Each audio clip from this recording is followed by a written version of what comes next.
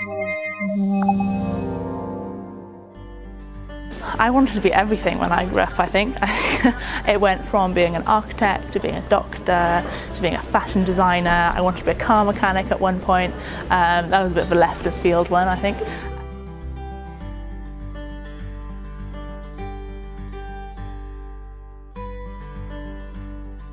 Skills is a whole thing that needs to be developed and is separate to some of the other subjects, but also embedded within those other subjects, and get that conversation going and get them understanding that, then I think, you know, we're onto a winner. Fundamental to all of this, curiosity and creativity, and these can apply to all sorts of skills in life, so we must make sure that children have an opportunity to develop these particular skills. When I grow up, I want to be a paleontologist, and paleontologists dig up lost dinosaur bones, and I feel like that would be an amazing job to do.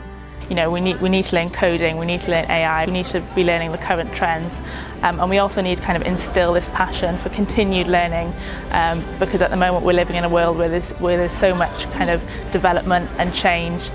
We need to really kind of continue to push that and get people really enthused by that as well. If we start teaching children now that they're very important and their creativity, use words and language to empower them, and I think that's going to have a knock-on effect in years to come, and I think we really need to start now with making children feel really, really culturally empowered, if you like, and yeah, creatively empowered and able to speak out and able to, as I said, ask questions and give opinions on things. I think it's brilliant that skills is becoming a discussion, especially in Wales. I went to an English university to do my undergraduate and postgraduate. Now coming back to Wales, I think there needs to be a lot of work done on empowering younger people to identify skills, but then this also goes into policy about looking at the economy in Wales and the education system in Wales on how to develop these skills.